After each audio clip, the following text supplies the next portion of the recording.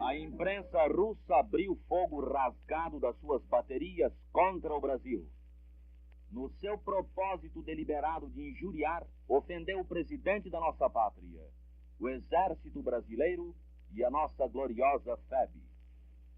Entre outras invencionices, os órgãos controlados por Moscou afirmaram que aqui os inimigos do governo estavam sendo executados a 3x2. A notícia, é certo, não despertou nenhuma surpresa em Moscou, onde essas execuções constituem fatos corriqueiros. Causou, sem dúvida, espanto entre os brasileiros as forcas e as guilhotinas denunciadas pelos observadores da GPU. Diante das infâmias assacadas contra a dignidade nacional, o nosso governo repeliu o insulto. Moscou não quis aceitar o protesto. Não tínhamos outra alternativa senão romper relações com esse país, cujos jornais nos insultavam com um beneplácito da censura oficial e do governo. Os nossos brios ofendidos foram desagravados. Honramos a memória dos pracinhas que tombaram heroicamente em solo estranho em defesa da liberdade. E isso não significa, como quer fazer crer a imprensa bolchevista, que tenhamos perdido a cabeça. Em Moscou é que a gente é ameaçada de perder a cabeça se fracassarem os planos do novo Comintern em nosso país. E perder a cabeça não no sentido figurado, mas no sentido muito real, debaixo dessas mesmas guilhotinas russas que a imaginação moscovita montou nas praças do Rio de Janeiro.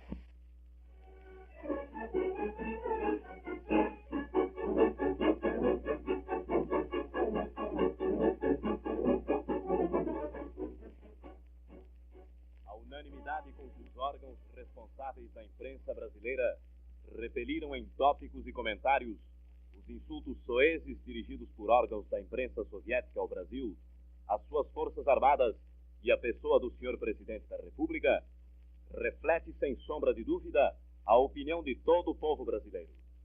A onda de indignação desencadeada em todos os recantos do território nacional ante essas injúrias justifica-se plenamente, não só pelo fato de estar a imprensa soviética tolhida em sua liberdade de apreciar os fatos e comentar o panorama nacional ou internacional, como porque ninguém ignora que os jornalistas russos são simples funcionários do Estado cujos pontos de vista são forçados a proclamar e defender.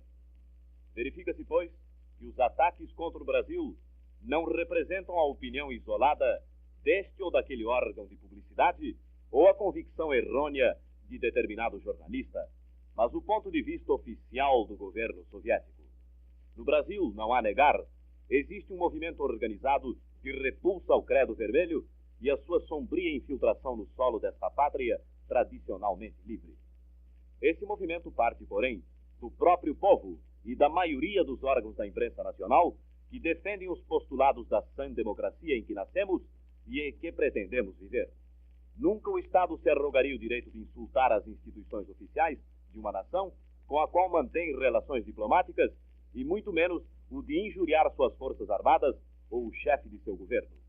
É lógico que os povos livres têm o direito de dissentir das ideologias malsãs que cerceiam a livre manifestação do pensamento falado ou escrito e opõem entraves a todas as formas pela qual a liberdade se pode manifestar.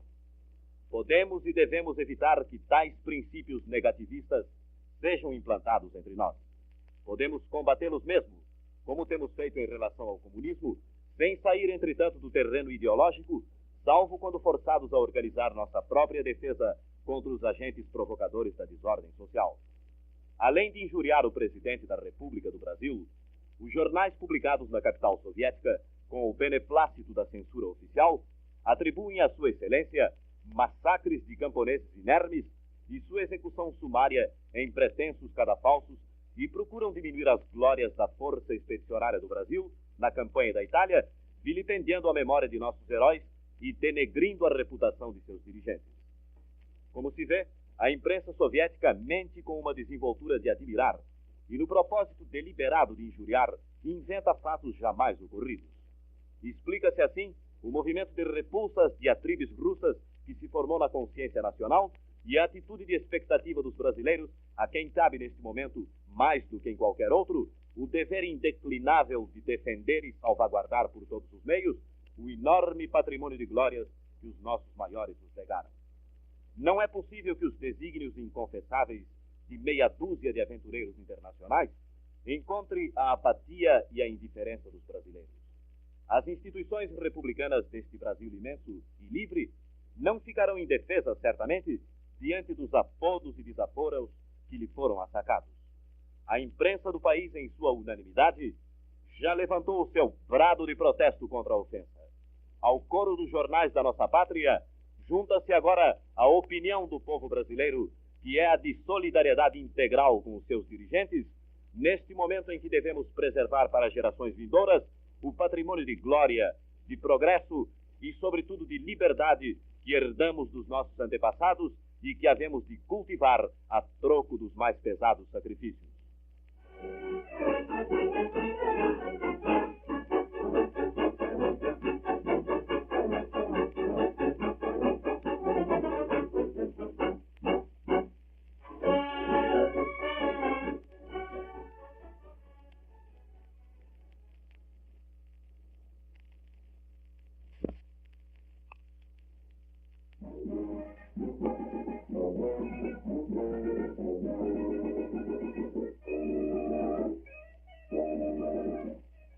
Brasileiros, atenção!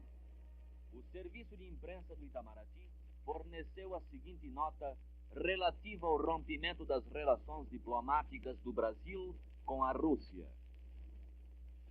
A Gazeta Literária editada em Moscou inseriu um artigo extremamente ultrajante e até calunioso contra o chefe de Estado e as Forças Armadas do Brasil.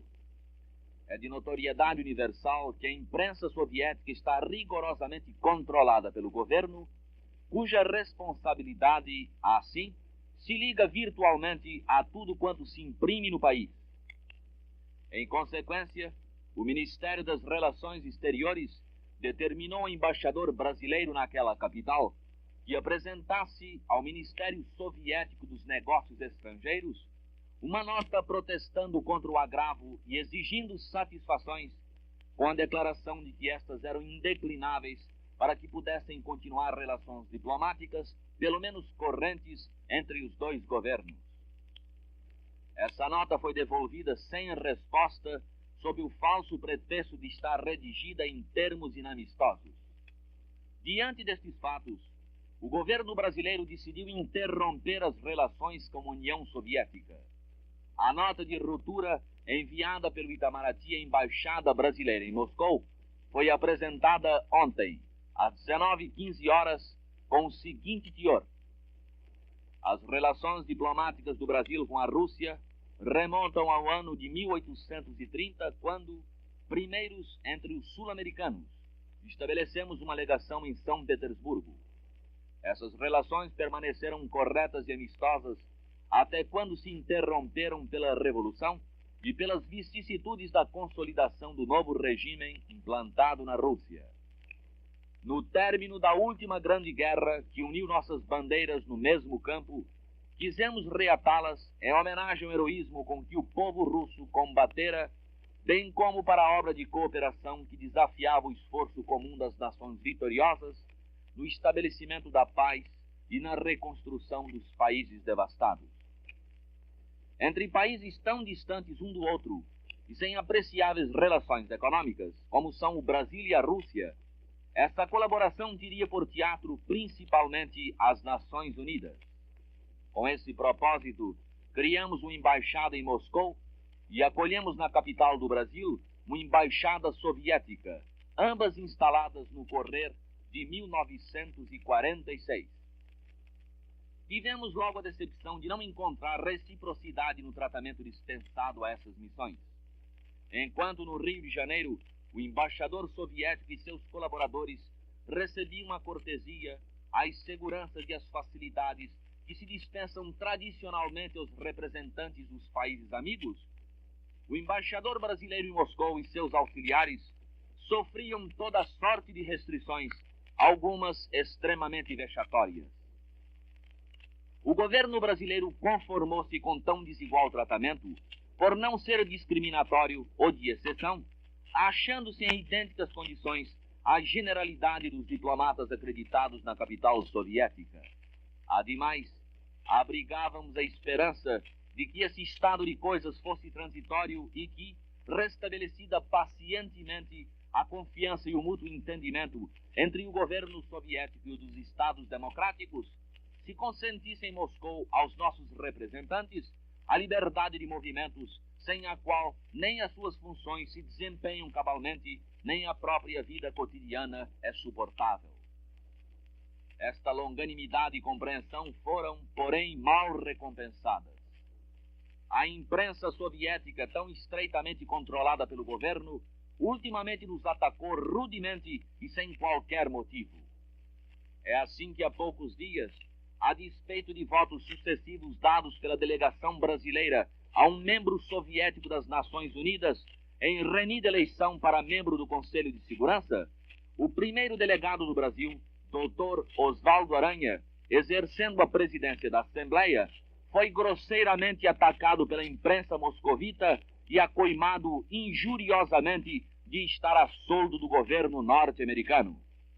Ora, esses votos eram dados em oposição à delegação norte-americana e teriam, pelo menos, o mérito da isenção e da independência. Esta circunstância foi olvidada e as injúrias choveram apenas porque, em simples observância da lei interna da Assembleia, o presidente não permitiu um discurso intempestivo do delegado soviético. Vir-se-ia, porém, haver um propósito assentado de nos provocar gratuitamente, pois, a seguir, uma gazeta injuriou e caluniou gravemente o próprio chefe do Estado e as forças militares do Brasil. Era imperioso que erguêssemos um protesto veemente e exigíssemos satisfações por esse ultraje. Quisemo-lo como condição de podermos continuar mantendo relações, pelo menos corretas, com o governo da Rússia. A nota do embaixador brasileiro, embora impregnada de justa indignação contra o jornalista agressor e enérgica na reclamação, foi vazada em termos comedidos no que concerne ao governo soviético. Sem embargo, este recusou recebê-la, pretextando que o tom dessa comunicação era inamistoso. Se o governo soviético se solidarizou com o jornalista e sentiu-se atingido pelo revide, não fez senão agravar o incidente. E, de todo modo, pela devolução mal motivada da nota, praticamente recusou prestar as satisfações que o melindre brasileiro tornava impreteríveis. O governo soviético deu, assim, a esta lamentável ocorrência um desfecho que significa o desdém pelas relações que afincadamente procuramos manter e cultivar. Nestas condições, só me resta notificar a Vossa Excelência, em nome e por ordem do meu governo, que cessem nesta data as relações diplomáticas entre o Brasil e a Rússia. Ontem mesmo, às 18 horas, a Embaixada dos Estados Unidos da América, que solicitamente atenderam um pedido do governo brasileiro para assumir a proteção dos interesses nacionais na União Soviética, fez a necessária comunicação ao Ministério Russo dos Negócios Estrangeiros.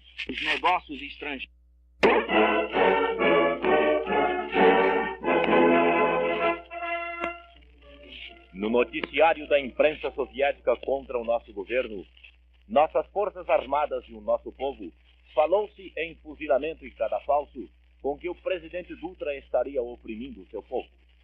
Não sabemos em que fonte se apeberou o jornalismo russo para descobrir tão trágicas ocorrências num país onde reina a liberdade.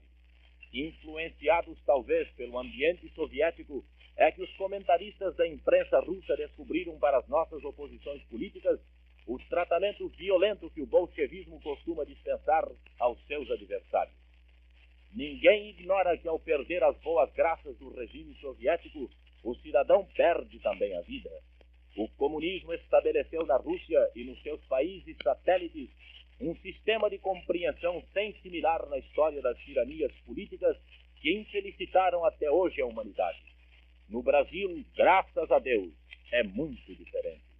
Aqui não há fuzilamentos nem cadafalsos nas ruas, como proclamam aleivosamente os jornais de Moscou, porque entre nós não existe o ódio de classe e o espírito de vingança social que atira os homens contra os seus semelhantes.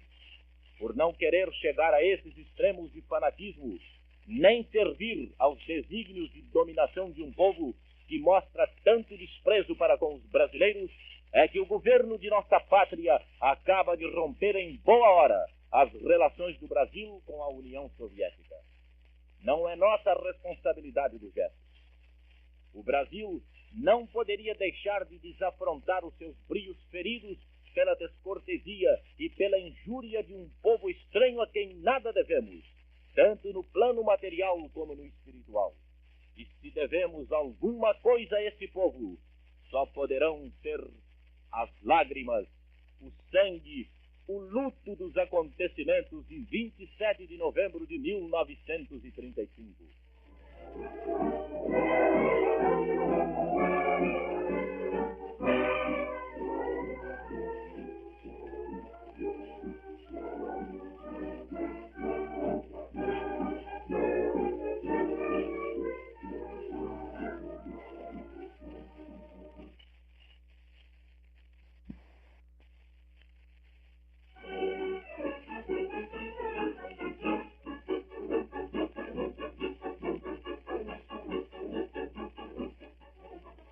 Quando em 1945 o Brasil reatou com a Rússia as relações interrompidas desde a vitória do bolchevismo em 1918, o pensamento dominante em nosso país a respeito desse fato era o da possibilidade e da conveniência de uma reconciliação e de um convívio pacífico das democracias com a ditadura de Stalin.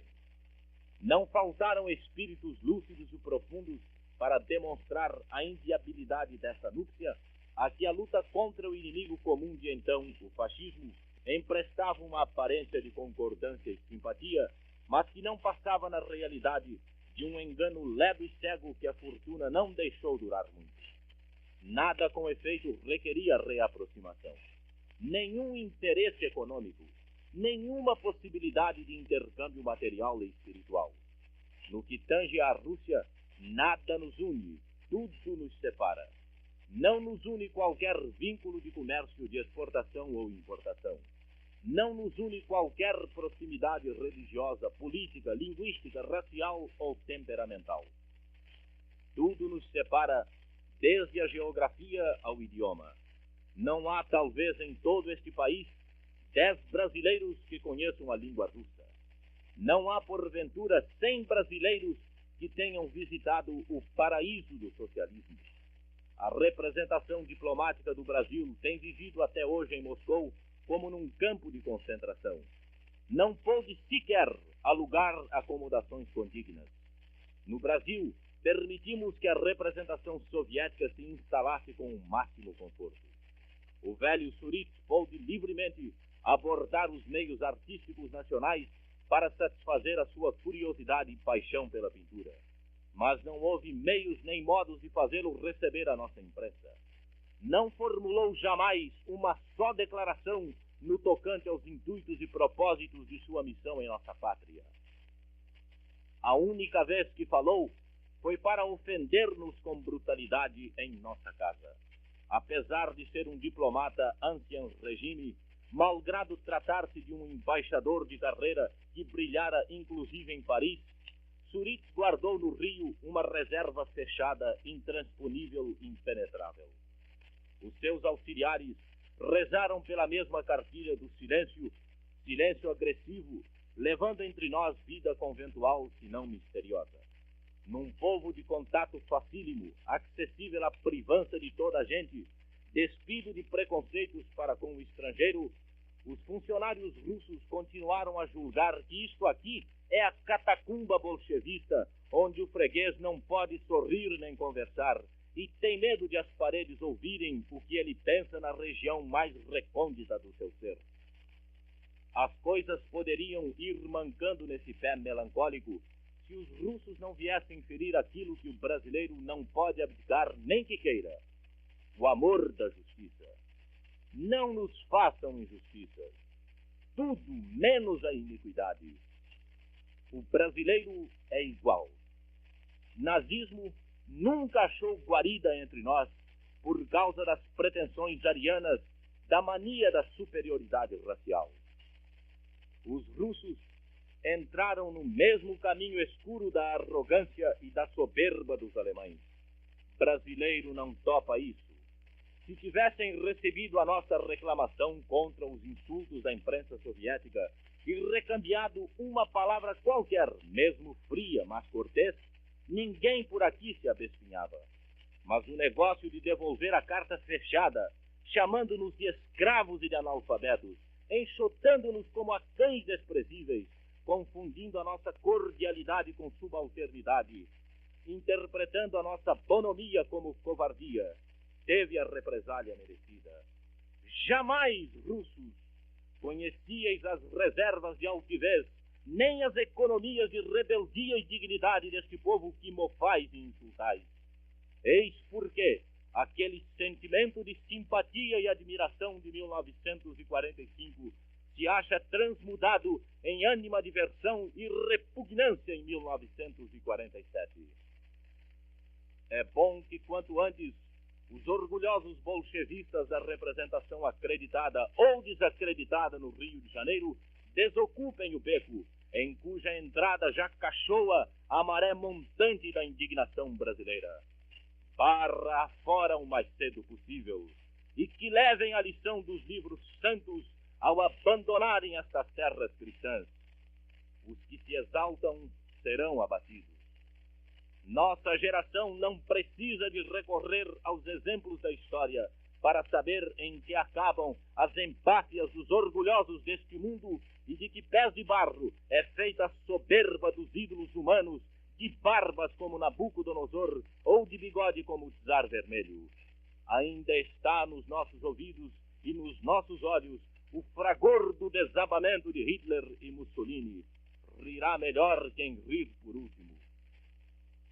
E todos os brasileiros, unidos em torno do auriverde pendão de nossa terra, façamos hoje o voto ardente de lutar até a morte pela preservação de nossos estilos de vida, de nossos ideais cristãos e da dignidade de nossa pátria.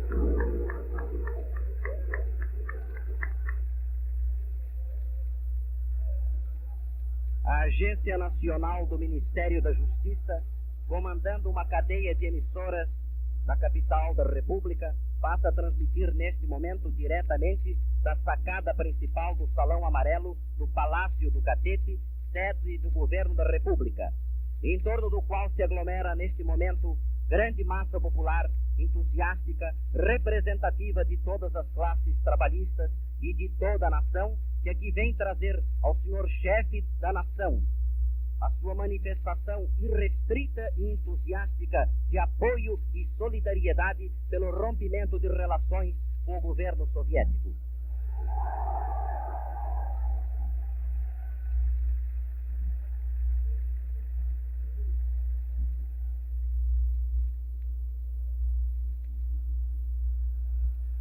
A manifestação que acaba de ter início neste momento na Praça Fronteira, o Palácio do Catete, na capital da República, trazem ao chefe da nação não apenas a solidariedade pelo gesto de desassombro que o governo da República acaba de tomar com o rompimento de relações com a República Soviética, como também traz ainda a sua manifestação de desagravo à pessoa do chefe da nação e ao Exército Nacional.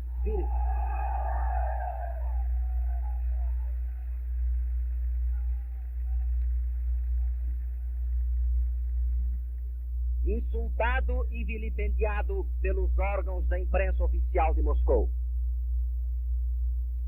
As manifestações que os trabalhadores e as classes produtoras do país promovem neste momento, com o intuito de exprimir ao chefe da nação sua solidariedade e seu aplauso ao ato do rompimento de relações diplomáticas do Brasil com a Rússia, sentido, na verdade, eloquente e confortador, porque comprovam o espírito cívico, a vibração patriótica, o frêmito, a palpitação, o alvoroço da alma brasileira, que jamais deixa de se manifestar em ocasiões decisivas, em momentos dramáticos ou instantes de crise, na defesa da dignidade e dos brilhos nacionais.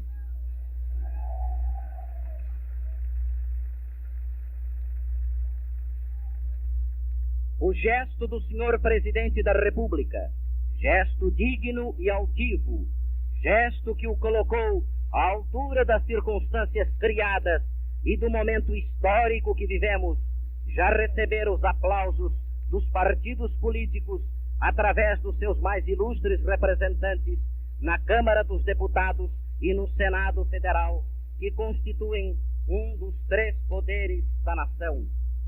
Todas essas vozes reconheceram a oportunidade, o acerto, a imperiosa necessidade da medida posta em prática, do mesmo modo que a imensa maioria da nossa imprensa igualmente se solidarizou com a ruptura daquelas relações que, como a nota da nossa chancelaria declarou, jamais chegaram a ser realmente amistosas e cordiais.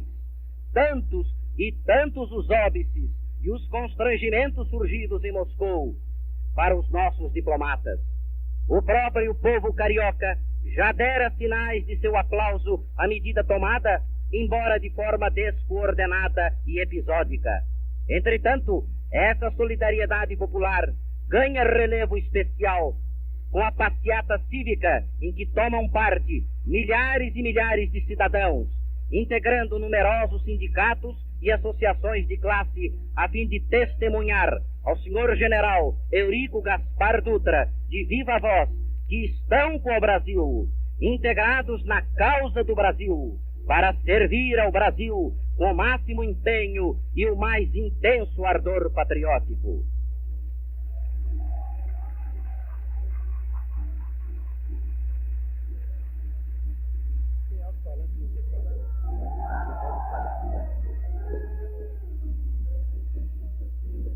Esta é uma transmissão da Agência Nacional, comandando uma cadeia de emissoras da capital da República.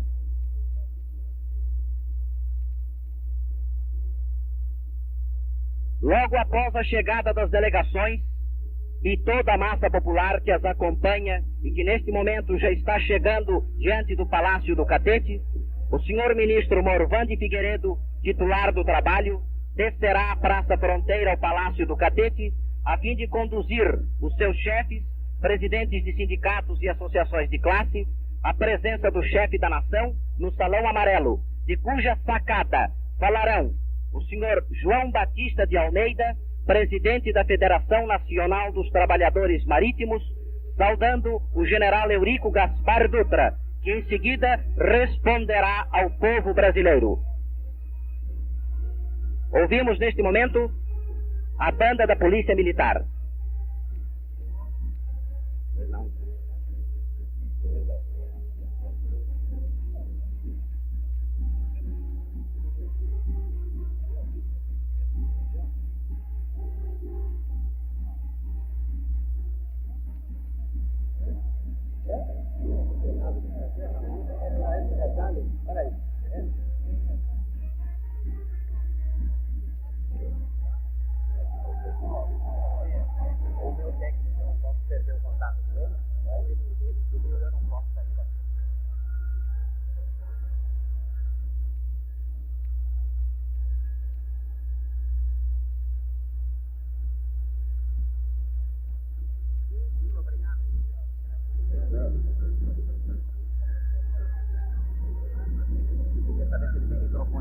Para música lá, mas estaria dando buraco lá em senão eu vou ficar permanecer sempre na sacada com o microfone, fazendo meu microfone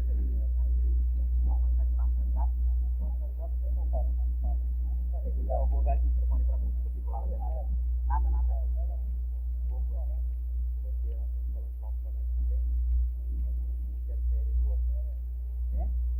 Não, mas é isso, mas eu não queria interferir na música.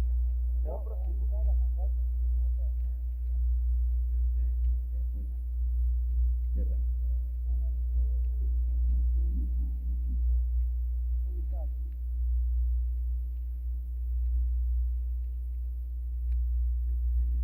Para poder acompanhar, ele permitia esse tempo.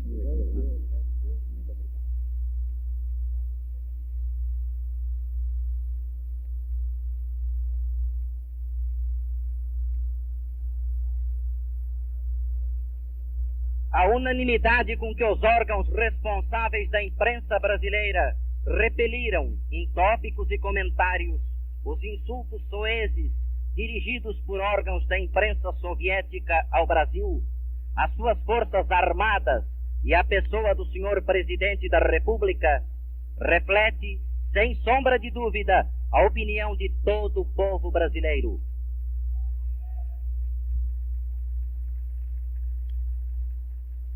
A onda de indignação desencadeada em todos os recantos do território nacional ante essas injúrias justifica-se plenamente não só pelo fato de estar a imprensa soviética tolhida em sua liberdade de apreciar os fatos e comentar o panorama nacional ou internacional, como porque ninguém ignora que os jornalistas russos são simples funcionários do Estado cujos pontos de vista são forçados a proclamar e a defender.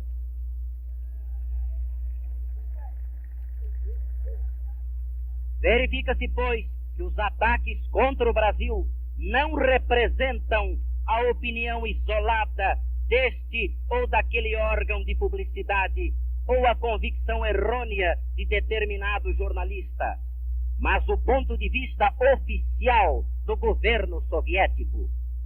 No Brasil, não há a negar, existe um movimento organizado de repulsa ao credo vermelho e a sua sombria infiltração no solo desta pátria tradicionalmente livre. Esse movimento parte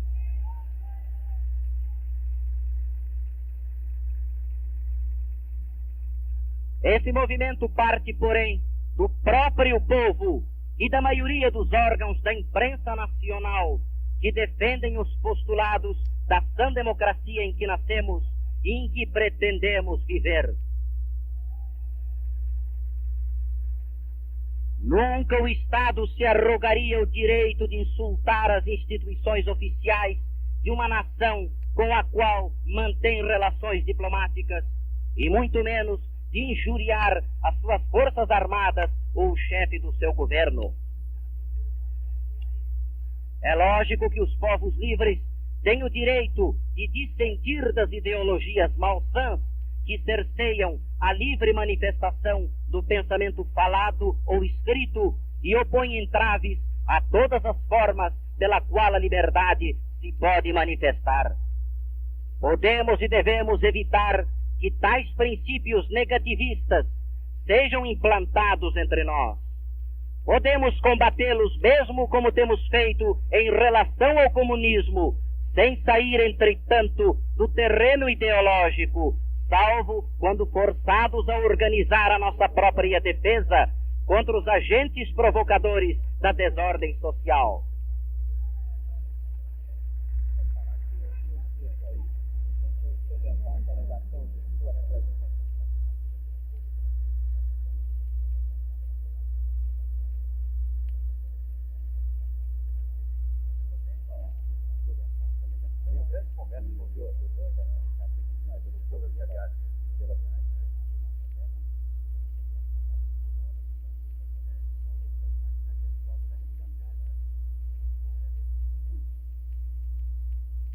Atenção, senhores!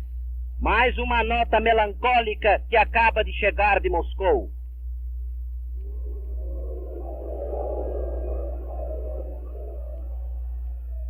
Sob a falsa alegação de que sua representação estaria sendo perseguida pelo povo e pela polícia de nossa terra, o governo soviético acaba de pôr sob vigilância o embaixador Pimentel Brandão e o pessoal de nossa embaixada em Moscou.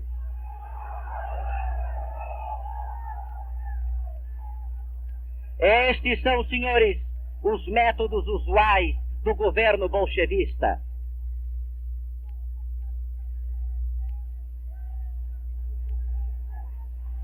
Atenção, senhores! Temos a honra de anunciar neste momento, atenção, temos a honra de anunciar a presença de Sua Excelência, o senhor presidente Eurico Gaspar Dutra.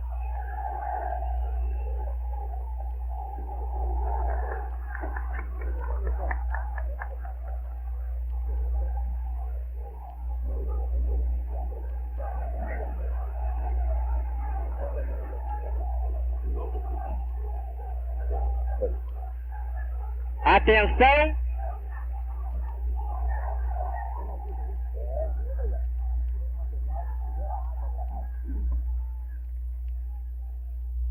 Atenção!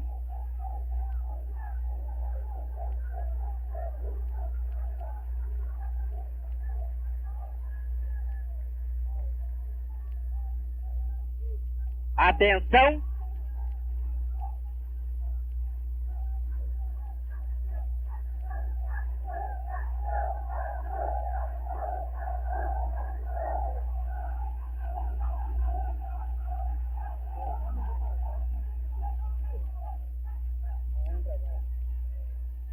Atenção, atenção, vai falar agora saudando o chefe da, com a palavra o senhor João Batista de Almeida.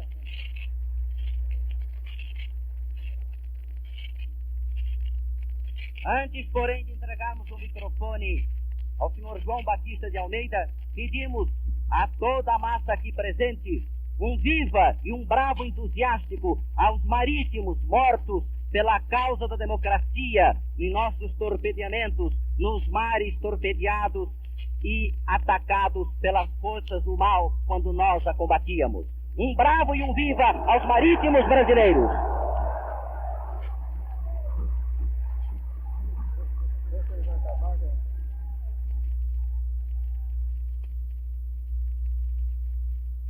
Excelentíssimo senhor General Eurico Gaspar Dutra, preclaro e digníssimo Presidente da República do Brasil, as confederações, federações e sindicatos, órgãos representativos de todas as atividades profissionais do país, pelos seus dirigentes, interpretando a vontade unânime do povo brasileiro, por todas as classes que o integram, conforme inequívocas e inúmeras demonstrações recebidas, expressam nesta homenagem os sentimentos de vibração patriótica e entusiasmo cívico pelo ato que acaba de ser praticado por Vossa Excelência. Cortando as relações diplomáticas do nosso país com a Rússia soviética. Os motivos constantes do comunicado oficial, amplamente divulgado, despertaram os mais vivos, entusiastas aplausos de todas as classes trabalhistas e empregadoras do país. Por isso que demonstrei a serena energia com que o governo de Vossa Excelência veio confirmar a tradição do nosso povo, na defesa do seu patrimônio, da sua honra e da sua independência. Os trabalhadores do Brasil estão na presença de Vossa Excelência, senhor presidente, por deliberação própria e espontânea para cumprir o seu dever. Não pode temer o governo, integrado de cidadãos das qualidades pessoais e morais, dos auxiliares de Vossa Excelência, defensores que são da honra, da ordem e da tranquilidade do país, e que recebe neste momento o apoio leal, sincero e decisivo de todas as classes sociais da nação.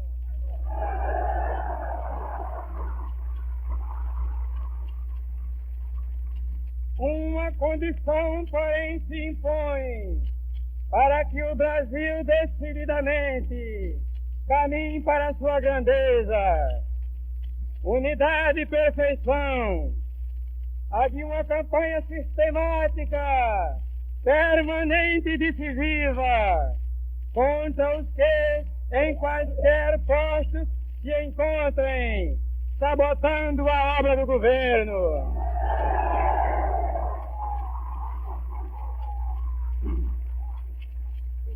Urge expurgar com energia e presteza, onde quer que se encontrem os inimigos da pátria, que se prevalecem das prerrogativas das suas funções para retardar e aniquilar a ação do governo de todos os brasileiros.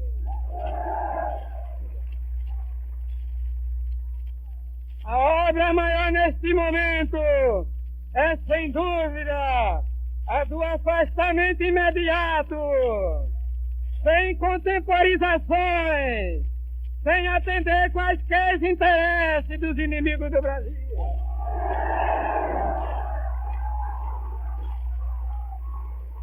Por isso que, vivendo à custa do sacrifício dos cofres públicos, ou em entidades autárquicas, empregam suas atividades na desagregação das classes e a ruína do nosso país. Senhor Presidente da República, entre eles se encontram aqueles que, traindo o juramento feito perante um parlamento, se colocam contra a defesa do Brasil e dos seus interesses.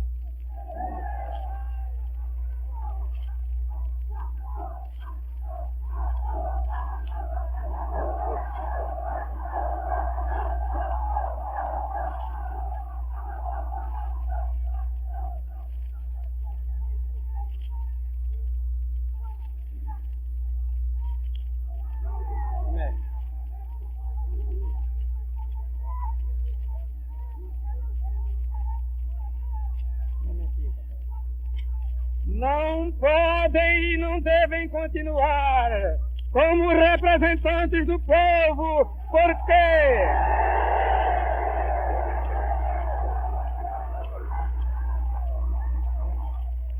Porque se representantes do povo eles fossem, o povo não estariam aqui. nas suas casas de parlamento, aqueles que traíram seus juramentos e defendem com ardor os interesses da Rússia soviética.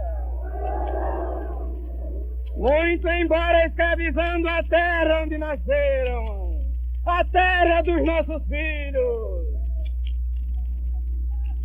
eles são os verdadeiros vendilhões da pátria, a serviço do inimigo que encontrou dentro do país brasileiros indignos desse nome, que os apoiam porque a sua covardia não lhes permitem tomar atitude como essa. Como a que neste momento tomam todos os trabalhadores aqui presentes, patriotas e democratas que aqui se encontram, homens ou mulheres, pouco importa, que procuram reviver os métodos e os processos que a última guerra coube destruir, à custa de lágrimas e sangue, deixando nos campos de batalha os nossos irmãos que pedem justiça.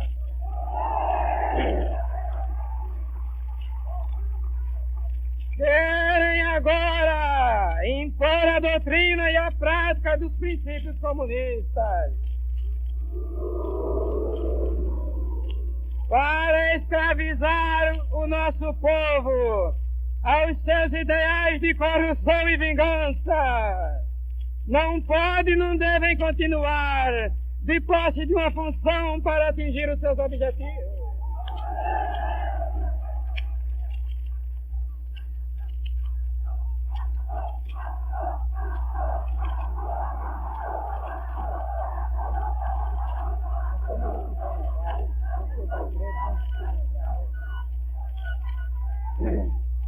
Senhor General Eurico Gaspar Dutra,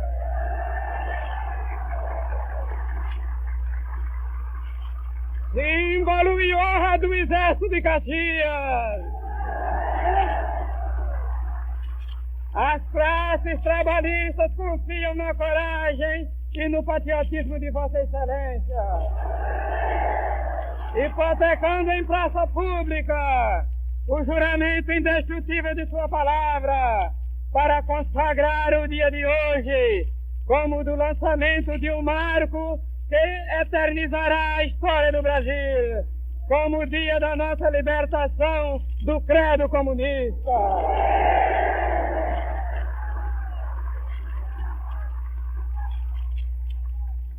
Senhor Presidente, os trabalhadores constituem a reserva indestrutível das nossas gloriosas Forças Armadas. E com eles se unem na defesa da Constituição, da honra e da independência do Brasil. Os trabalhadores confiam em Vossa Excelência, depositando em suas mãos honestas e no caráter impoluto e no seu caráter impoluto a defesa dos seus ideais que se concretizam no nosso pavilhão, a ordem e o progresso.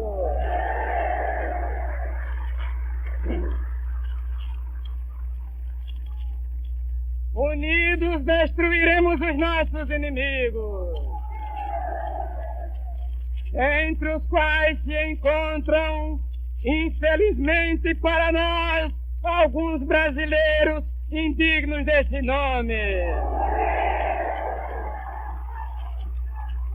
que nos desonram e nos afrontam com a sua subserviência, seus gestos e palavras, confiando em palavras, mas confiando nos destinos da pátria, sob a orientação de Vossa Excelência.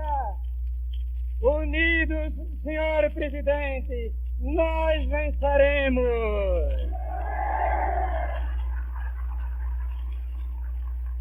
Neste momento, os trabalhadores ao lado de Vossa Excelência conclamam todas as classes na defesa do Brasil.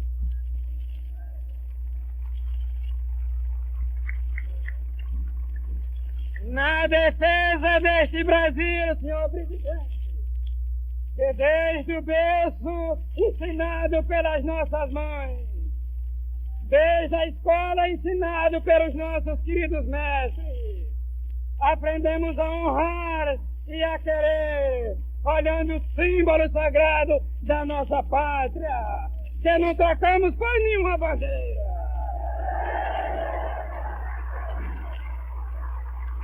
Porque julgamos e compreendemos que para nós os brasileiros não há bandeira mais linda do que a do Brasil. Meus companheiros, neste momento de definições, eu peço que seja erguido com toda a força do nosso peito um Viva o Brasil, representado na pessoa do ilustre presidente da nação.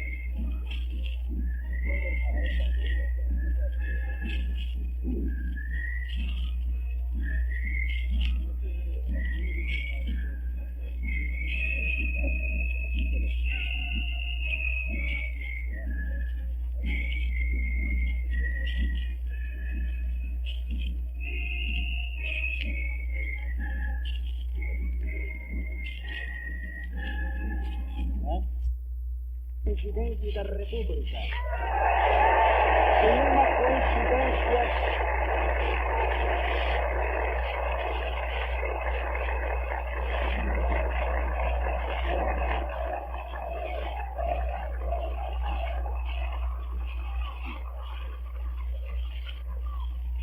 o senhor presidente Eurico Gaspar Dutra, que por feliz coincidência da história do nosso país foi também o organizador da Força Expedicionária Brasileira.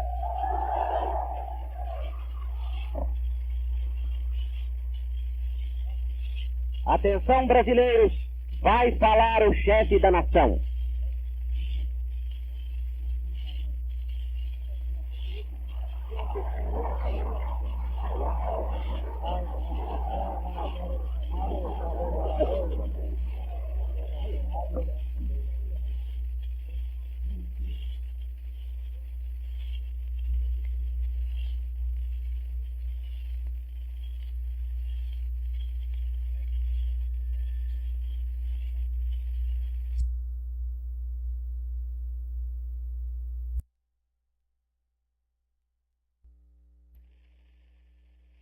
Meus compatriotas, agradeço esta demonstração da vossa solidariedade. Recebo-a não para a pessoa do chefe de Estado, mas para a única entidade a quem a devemos incondicional, ao Brasil.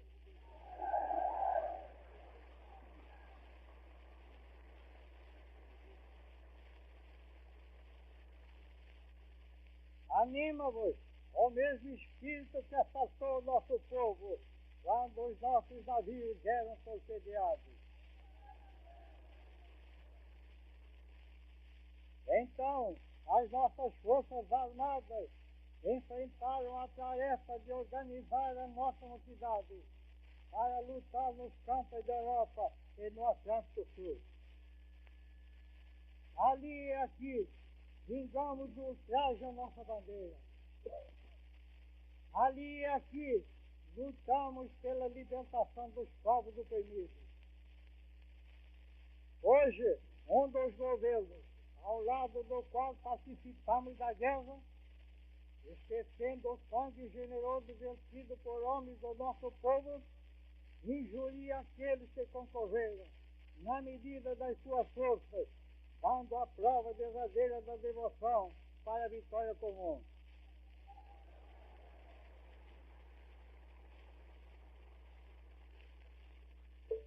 Afrontam a nossa mocidade, solidarizando-se com os que, referindo-se aos regimentos brasileiros, o primeiro de infantaria, o regimento carioca da Vila Militar, o sexto de Caçapava Paulista, o 11 de São João del Rei Mineiro, os grupos de artilharia de São Cristóvão, de Campinho, de Quitaúna, da Unidade Escola, o 9º Batalhão de Engenheiros da Cidadana, Mato Grossense, o Esquadrão de Reconhecimento da Vila Militar, o 1º Batalhão de Saúde, constituído pelas formações sanitárias do Rio de Janeiro e de São Paulo, compostos de brasileiros de todos os estados, servindo neles e na intendência, nas transmissões e nas unidades especiais, escreveram que tais regimentos entregaram as armas que o Brasil lhes confiou para tirotear sobre o povo.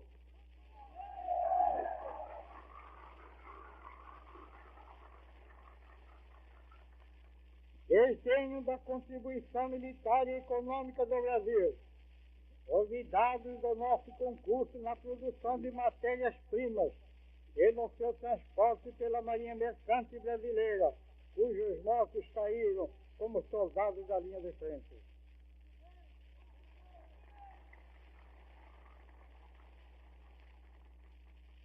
Olvidados da ação da Força Naval do Nordeste e da Força Aérea Brasileira na Itália e na vigilância das rotas marítimas.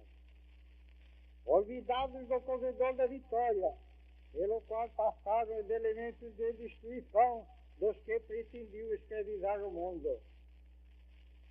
Inventam que desapareceu o que o Brasil tinha de melhor nas prisões e nos cadafalsos. Insultam a nossa terra, propagando que o nosso regime, criado pelos vossos representantes, é um regime de escravatura. Fizestes bem em trazer à praça pública o vosso protesto contra essas afrontas ao Brasil, às suas forças armadas e às suas instituições democráticas.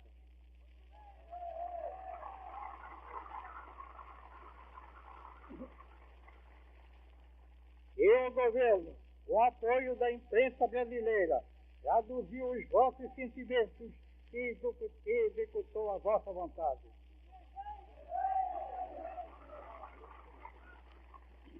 Ele está solidário com o povo, nas suas aspirações e na sua sensibilidade.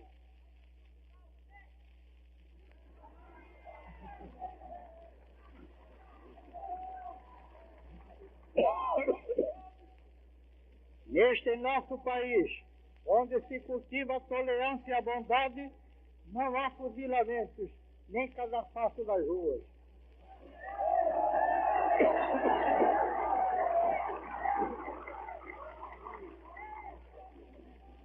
Não há campo de concentração, nem lugares para desejo.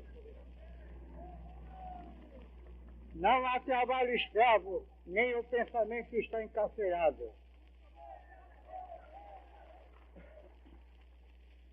O que não queremos é uma oligarquia de falsos líderes, educados e disciplinados no estrangeiro, que se reserva a faculdade.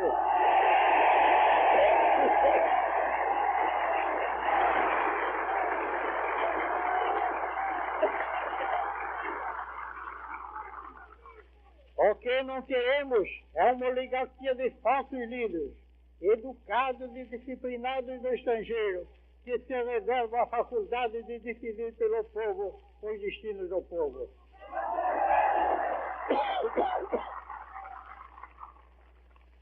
Não queremos a ditadura, porque temos uma Constituição que assegura as garantias individuais.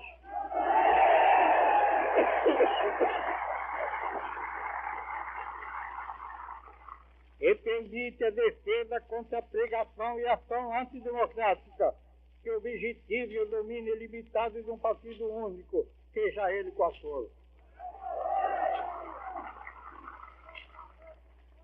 Não queremos a consciência nacional dissolvida pela submissão, sob a capa de internacionalismo, aos interesses e aos instrumentos de uma potência estrangeira.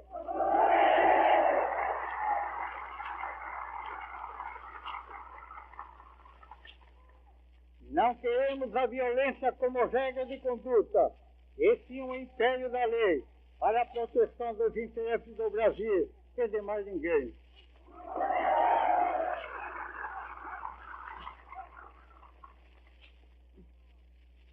Os que traem a nossa pátria e os que abusam da sua hospitalidade devem voltar às terras onde nasceram.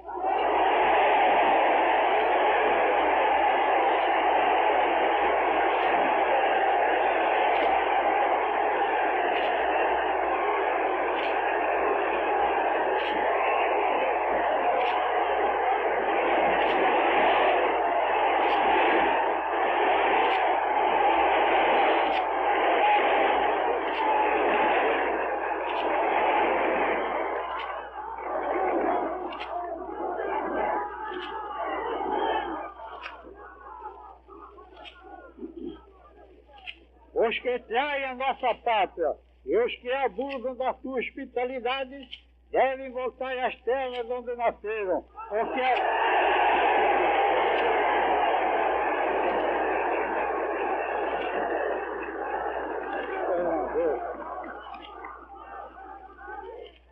Devem voltar às terras onde nasceram, o que adotaram no fundo dos seus corações envenenados.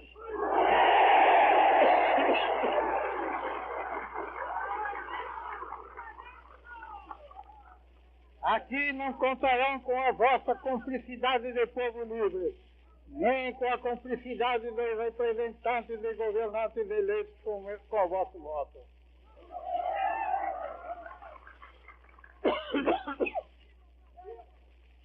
O Brasil não pode condescender os que o querem dividir irremediavelmente. Aqui só há uma pátria, onde cabem todos os brasileiros, um indivisível como nosso solo.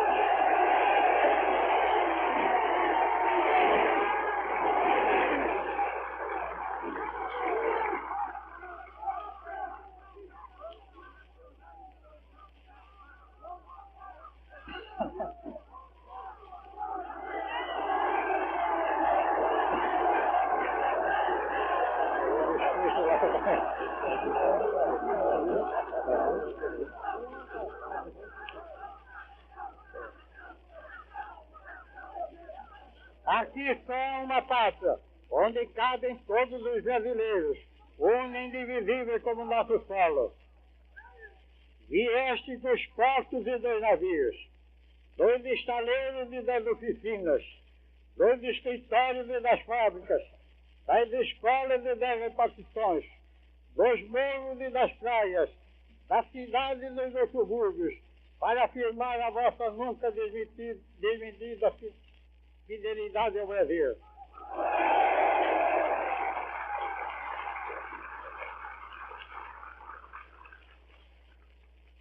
É em nome dele, das suas instituições, do seu passado e do seu futuro, do que somos e do que seremos, das horas tristes e de sofrimento que juntos vivemos, dos nossos acertos e dos nossos erros comuns, da busca incessante do nosso progresso moral e material.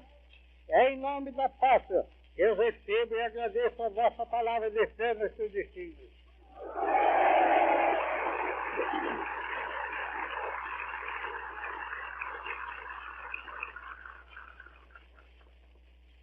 O vosso movimento de dignidade cívica deve assumir, dentro da ordem, um caráter permanente de vigilância sem pausa.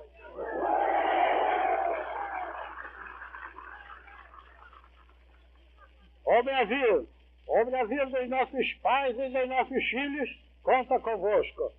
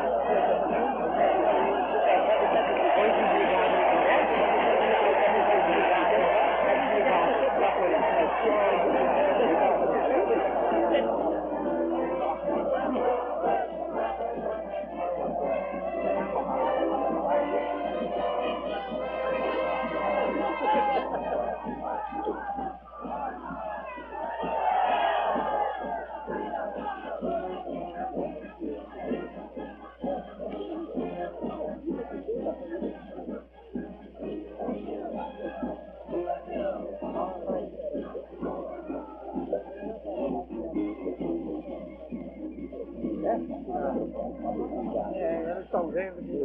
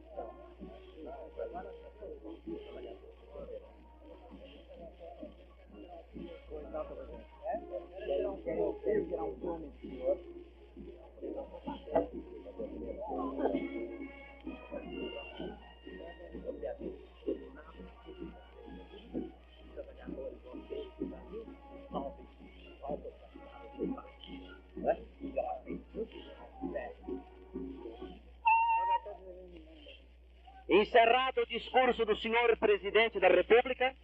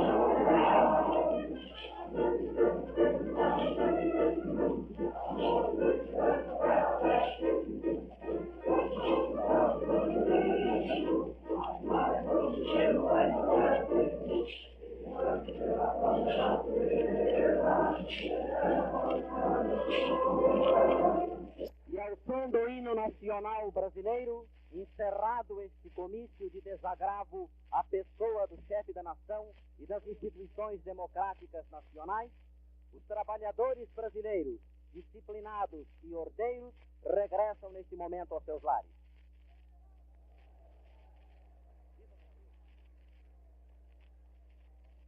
E agora o Viva o Brasil! Viva o presidente Eurico Gaspar Dutra! Viva as Forças Armadas do Brasil!